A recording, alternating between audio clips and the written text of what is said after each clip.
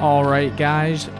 iCCup fits back here for yet another iCCup StarCraft TV cast here.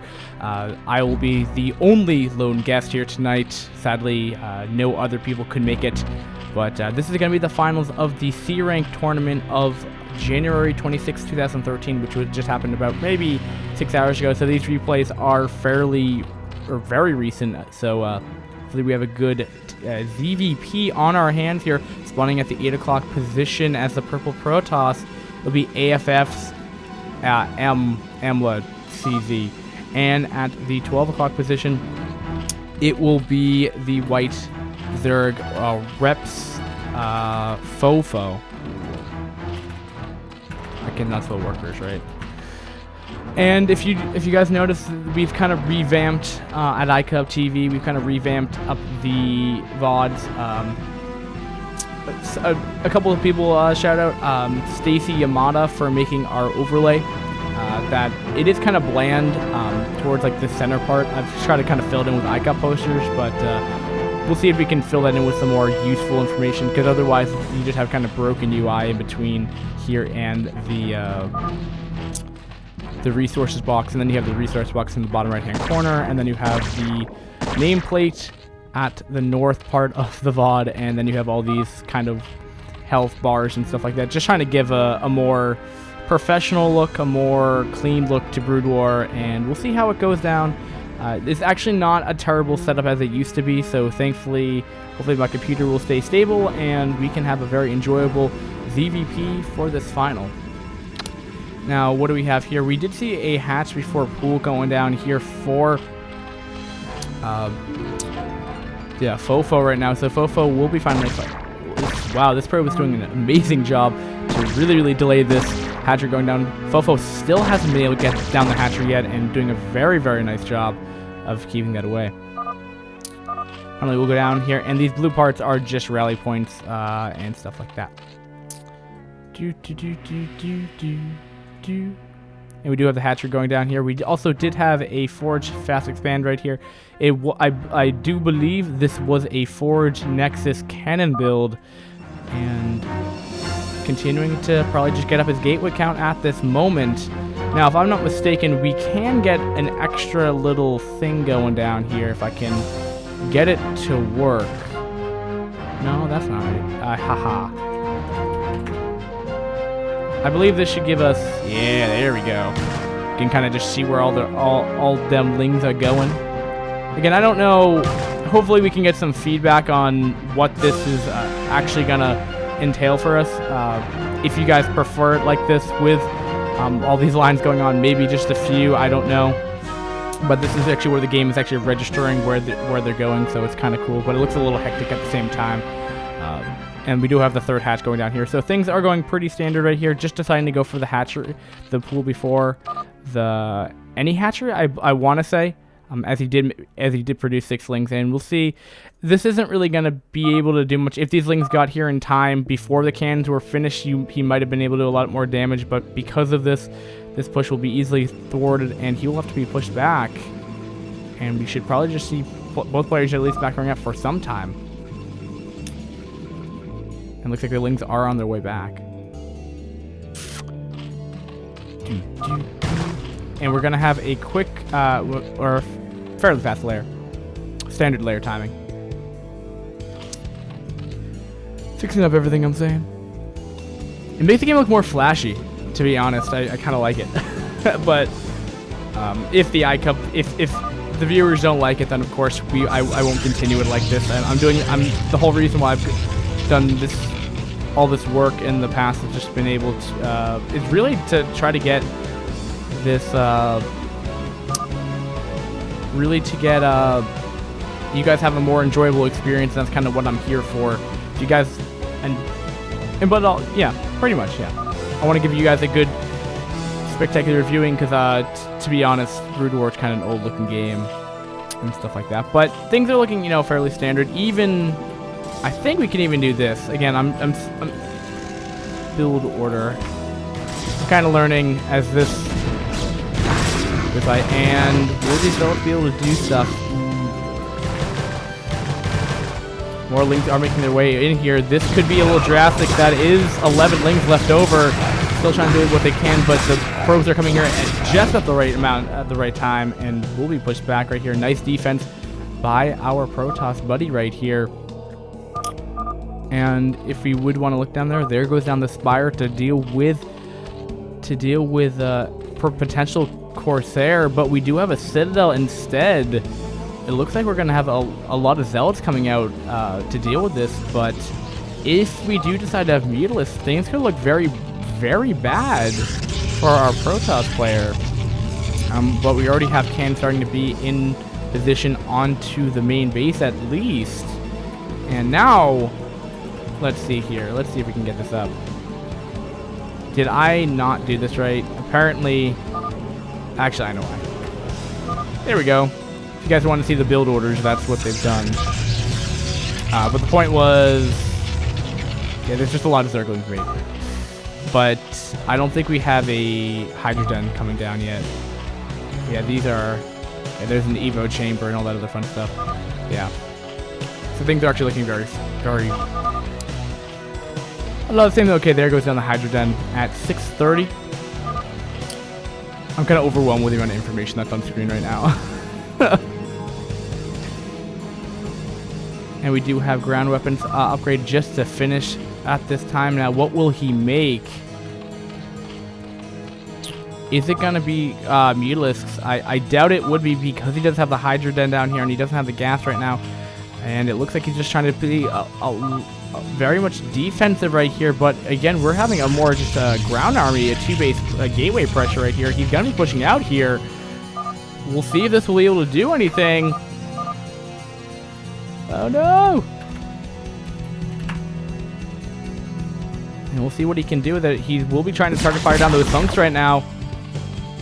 And it looks like he will just try to be checking out for our third base over here, as the rally point has shown. But, and here we go, going to be checking back down here, and it looks like he's going to be on route. No, he's going to be checking down into the fourth first. All right. And now they're on attack man down here, so he will be verified of this base momentarily.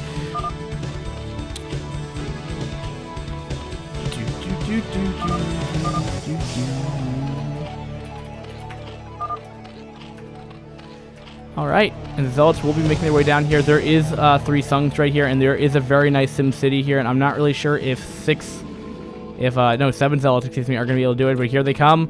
Will be able to do the damage that they need to do. They might be able to get some drone kills trying to do it. 3 Sungs are continuing to fire damage right here.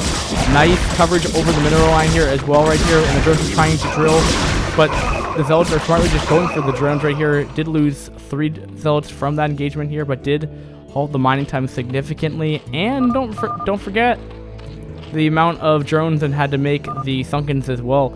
And Zerg is going to be okay for the time being, but ultimately has been on a very defensive posture up to this point, and for a good reason. While the Spire might have not been necessary, but it is kind of part of the build order. But he has been able to defend this pretty well, and we do have a third base being established for our Protoss buddy right here. And there are a couple Scourges out here. I will see, though, that there isn't a single, not even a Stargate out yet. And it's an interesting... It's definitely an interesting idea to completely skip the Stargate. I feel like it's kind of the same thing with Terran versus Zerg sometimes, where the Terran will just get up turrets regardless of what's going on. It looks like we do have the small pressure coming from Fofo right now. Will Fofo be able to do what he needs to do right here?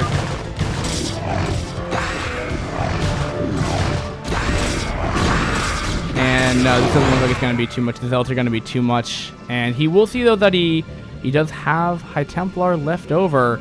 Still no fourth base on the way right now. And what do we have here? A couple of overlords being made at this time. So he will be having Hydras right here, and he's really trying to punch this third base, but really at this point... Oh, there we go. Okay, so we have... How many Hydras do we have here? We have... If the build order didn't get in the way, I could tell you. 17. Around 17.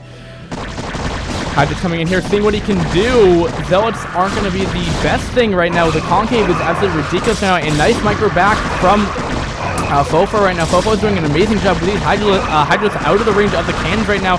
Archon's in a huge amount of trouble right there as his health bar's almost down right now. Zealots are in a hold position, not where you want to be in hold position. And oh, the storm! But the storm dodge is very good right here. But I think there might just be too many cannons right now. But more reinforcing Hydras are coming on the way from the east to the west right here. And it looks like this base is going to be in a bit of trouble right here.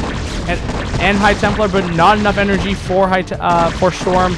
And this base will be going down right here. And it looks like Lurker Aspect has just finished up as well. So looking maybe to contain Protoss right now, and that's not going to be good at all for AMLA. And this base is done now. See, now where will we see... Lurker Aspect just started, excuse me, I'm sorry. And we'll just see where we kind of go from here. As really there's no way for the Hydras to get up here, or else they're going to get stormed to death. It's just not going to be a cost-effective trade at all. So we could see Fofo go for an expansion, or is he just going to continue? He's going to make more Hydralisks right now. He's just going to go for it. And just the spread of his Hydralisks are just absolutely amazing right here. But more speed lots are coming down here, and we'll push back these Hydralisks for some time. We also do have AMLA. Looks like he's just going to be trying to play super defensive, making sure that from both sides of his ramps that he will not be contained. Because really, if Zerg can get up on the high ground, it's going to be very difficult once Protoss is kind of stuck back in this little area over here, which is not where you want to be as Protoss. You want to be out and about the map where Zerg won't be able to take as many bases and get as many gases as they'd like to. Keep in mind.